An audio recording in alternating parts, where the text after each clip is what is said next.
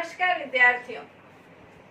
BA first year के second paper के अंतर्गत भारतीय राजनीतिक विचारकों का हम अध्ययन कर रहे थे। जयप्रकाश नारायण के बारे में हम अध्ययन कर रहे थे। जयप्रकाश नारायण भारत के अंतर्गत लोकतंत्र और समाजवाद के मौलिक व्याख्याकारों में से एक माने जाते हैं। जयप्रकाश नारायण भारत के क्षेत्र में अपने चिंतन के अंतर्गत वो भारत के सभी क्षेत्रों के अंतर्गत परिवर्तन लाकर एक नवीन व्यवस्था को स्थापित करना चाहते थे। पूरी जिंदगी वो सत्य के अन्वेषक के रूप में जाने जाते हैं और इसी के अंतर्गत आज हम जयप्रकाश नारायण के जो समग्र क्रांति संबंधी विचार है उसके बारे में अध्ययन करेंगे।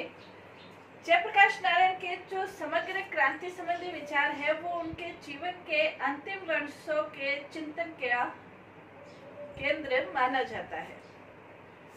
समग्र क्रांति जैसे इसके नाम से स्पष्ट है, समग्र क्रांति यानी कि संपूर्ण क्रांति और समग्र क्रांति, सर्वांगीण क्रांति। जयप्रकाश नारायण ये चाहते थे कि भारत के अंतर्गत जो व्यवस्थाएं वर्तमान समय है, चाहे वो सामाजिक है, आर्थिक है, राजनीतिक है, वैचारिक है, शैक्षणिक है, नैतिक है, इन समस्याओं में सुधार करने की, परिवर्तन करने की आवश्यकता है। जयप्रकाश नारायण ये नहीं चाहते थे कि वर्तमान व्यवस्थाओं का आमूल रूप से नष्ट कर दिया जाए।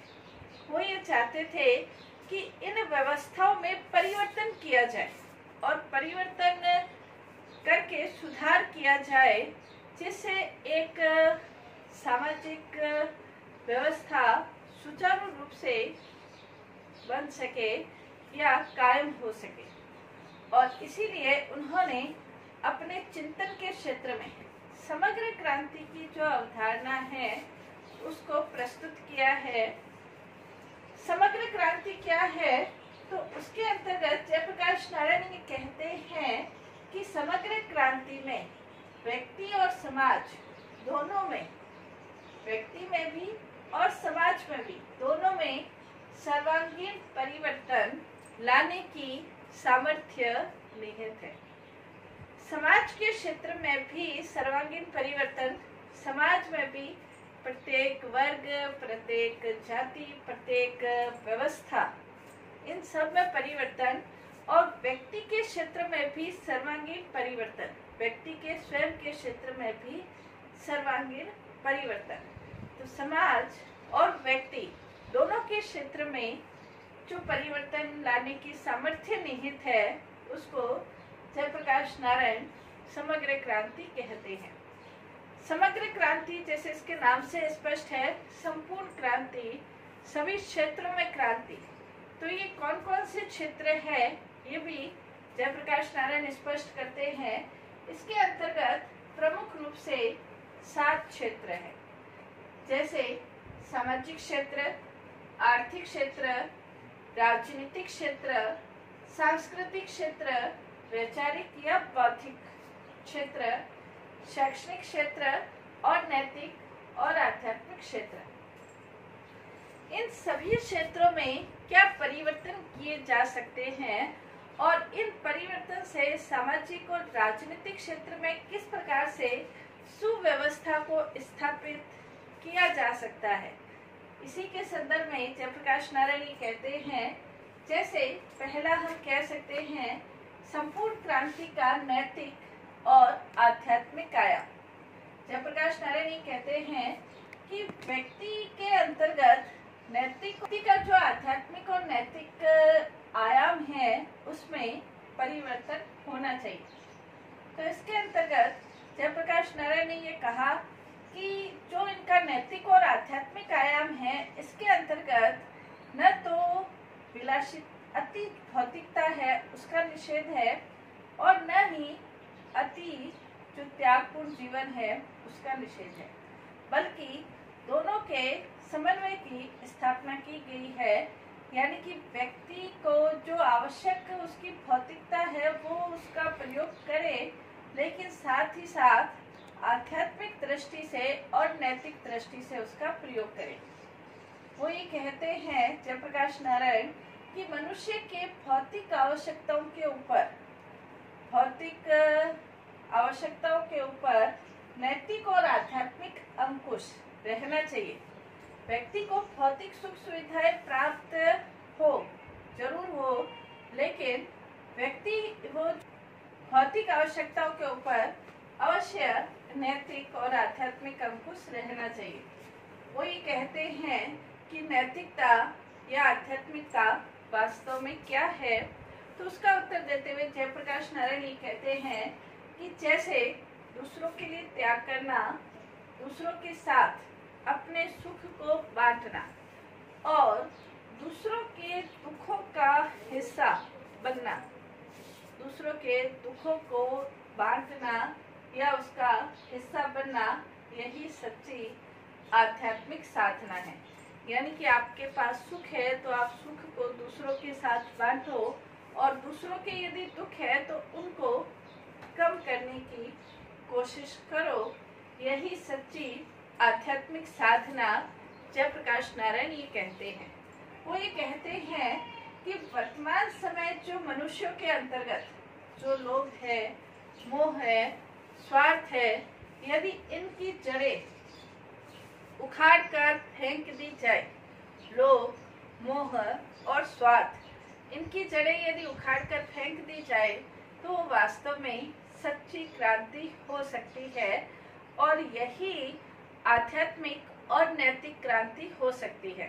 कहने का तात्पर्य ये है कि व्यक्ति के अंदर जब तक इस प्रकार के दुर्गुणों का जो उसके अंतर्मन में निहित है और जो उसके बाहरी कर्मों पर जिनका प्रभाव पड़ता है, यदि उनका उन्मूलन नहीं किया जाए तो क्रांति नहीं हो सकती।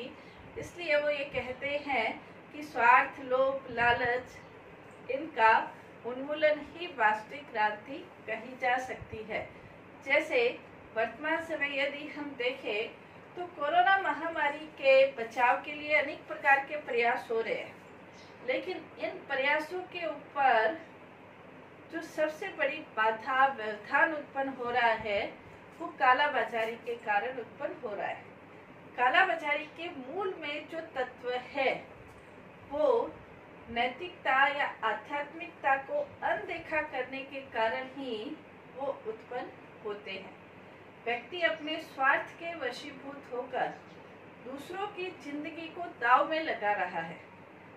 तो जयप्रकाश नारायण ये कहते हैं कि समाज के अंतर्गत जब हम इस प्रकार की व्यवस्थाओं को यानी कि लोभ, लालच, स्वार्थ, इनको खत्म करते हैं तो ही वास्तविक क्रांति संभव हो सकती है। तो आध्यात्मिक और नैतिक क्रांति का तात्पर्य ये है कि भौतिक चीजें हम प्राप्त करें, आवश्यकताएं के अनुसार प्राप्त करें, लेकिन उसके ऊपर आध्यात्मिकता का, नैतिकता का अंकुश अवश्य होना चाहिए और हमारे दुर्गुणों को हम उन्मूलन करें। तो ये वास्तव में समाज में आध्यात्मिक और नैतिक क्रांति होगी। नेक्स्ट वो ये कहते हैं कि समग्र क्रांति का सामाजिक संदर्भ, सामाजिक क्षेत्र के अंतर्गत भी जो विभिन्न प्रकार की बुराइयां हैं, उन बुराइयों को दूर करके ही सामाजिक क्षेत्र के अंतर्गत हम वास्तविक रूप से व्यवस्था को स्थापित कर सकते हैं। राजनीतिक रूप से हमने लोकतंत्र स्थापित कर दिया, कानून बना दिए, समानता स्थापित कर दी, लेकिन यदि सामाजिक क्षेत्र के अंतर्गत आज भी समाज में यदि अनेक प्रकार की विभिन्नता है तो क्या वो समाज व्यवस्थित रूप से, सुव्यवस्थित रूप से संचालित हो पाएगा? तो जयप्रकाश नारायण कहते हैं कि सामाजिक क्षेत्र के अंतर्गत सबसे पहले जरूरी ये है कि हम अपने परिवार के अंतर्गत जो बुराइयां हैं, जो कुरीतियां हैं, कुप्रथाएं हैं, उनको दूर करें। उन्होंने, जयप्रकाश नारायण ने युवाओं का आह्वान करते हुए कहा कि आप सामाजिक न्याय के लिए सड़कों पर बाद में आना, पहले अपने परिवार के अंतर्गत जो बुराइयां हैं उनको दूर करो। जैसे दहेज प्रथा।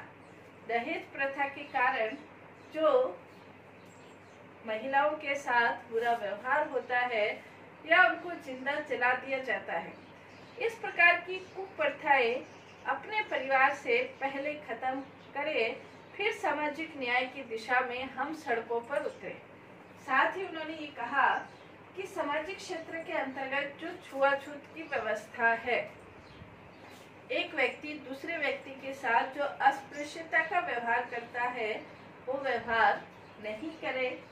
रीति रिवाज, कर्मकांड जो विभिन्न प्रकार के समाज के अंतर्गत विद्यमान हो गए हैं और इनको धर्म के नाम पर जो समाज में आज भी इनका पालन पोषण हो रहा है, धर्म के नाम पर ऐसी कुरीतियां, ऐसे रीति रिवाजों का उन्मूलन होना चाहिए। और जब ऐसे रीति रिवाज उन्मूलन का होगा तो ही वास्तव में समाज उन्नति करेगा। साथ ही उन्होंने कहा कि जाति प्रथा को बिल्कुल खत्म कर देना चाहिए। जाति के आधार पर मेरे तेरे की भावना, बड़े छोटे की भावना, ये सारी व्यवस्थाएं खत्म होनी चाहिए। साथ ही उन्होंने ये कहा कि समानता, समाज के अंतर्गत किसी भी प्रकार की असमानता नहीं हो, न तो जाति के आधार पर असमानता हो, न ही स्त्री और पुरुषों के बीच, लड़के और लड़की के बीच किसी भी प्रकार की असमानता हो। जब इस प्रकार की सारी व्यवस्थाएं और सारी कुरीतियां समाज से खत्म होगी तो वास्तव में सामाजिक क्षेत्र के अंतर्गत एक संपूर्ण क्रांति की यही आवश्यकता है कि हम सामाजिक बुराइयों का उन्मूलन करके समाज निर्माण की दिशा में कार्य करें। और इसकी शुरुआत हम अपने ही परिवार से करें तो परिवार के बीच क्रांति होते हुए संपूर्ण समाज के बीच क्रांति हो जाएगी। नेक्स्ट उन्होंने ये कहा, शैक्षणिक संदर्भ संपूर्ण क्रांति के लिए आवश्यक है कि शिक्षा के क्षेत्र में भी परिवर्तन होना चाहिए। उन्होंने ये कहा कि स्वतंत्रता के बाद से ही ये सोचा जाने लगा, ये आवश्यकता महसूस की जाने लगी कि शैक्षणिक क्षेत्र के अंतर्गत प्रयास होने चाहिए। शैक्षणिक क्षेत्र के में क्रांति हो। शिक्षा का जो उद्देश्य है वो उद्देश्य ऐसा नहीं होना चाहिए कि हम डिग्री प्राप्त करें और डिग्री जितनी प्राप्त होगी उसको रोजगार से जोड़ दिया जाए। व्यक्ति को तभी रोजगार मिलेगा जब उसके पास ये डिग्री होगी। इस व्यवस्था को जयप्रकाश नारायण सही नहीं मानते थे। वो ये मानते थे कि शिक्षा, रोजगार और डिग्री, इन तीनों को अलग अलग किया जाए। शिक्षा वास्तव में व्यक्ति के चारित्रिक उत्थान, नैतिक उत्थान के लिए आवश्यक होनी चाहिए। साथ ही उन्होंने ये कहा कि विद्यार्थियों में शिक्षा के माध्यम से ही श्रम के प्रति गौरव की भावना स्थापित की जानी चाहिए। अगर शिक्षा के माध्यम से श्रम के प्रति गौरव की भावना नहीं है तो वो शिक्षा वास्तव में शिक्षा नहीं है।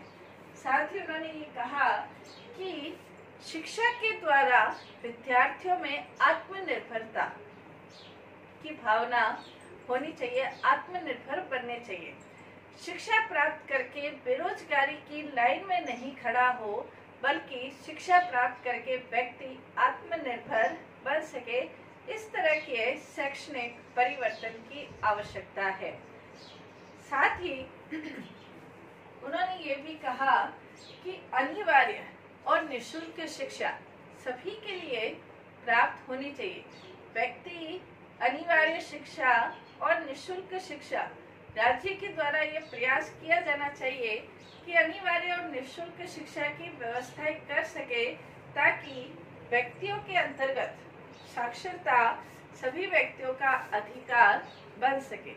इसलिए जयप्रकाश नारायण ये मानते थे कि शिक्षा का उद्देश्य सिर्फ किताबी ज्ञान हो ये नहीं हो, बल्कि शिक्षा के क्षेत्र में भी संपूर्ण क्रांति की आवश्यकता है। शिक्षा व्यक्ति के व्यक्तित्व विकास का संपूर्ण सुधार कर सके। साथ ही उन्होंने ये कहा कि शिक्षा के माध्यम से व्यक्ति न सिर्फ रोजगार की प्राप्त करे, इसीलिए शिक्षा प्राप्त करे ये नहीं हो, बल्कि विद्यार्थियों का बौद्धिक स्तर इतना उच्च हो जाए कि वो निर्णय लेने की क्षमता का विकास कर सके। तो ये जयप्रकाश नारायण ने समग्र क्रांति के 3 रूप बताए हैं। नेक्स्ट और भी इनके रूप है, जैसे आर्थिक आयाम, राजनीतिक आयाम, वैचारिक आयाम। इसके बारे में भी नेक्स्ट जो हमारी क्लास है उसके बारे में हम अध्ययन करेंगे। धन्यवाद।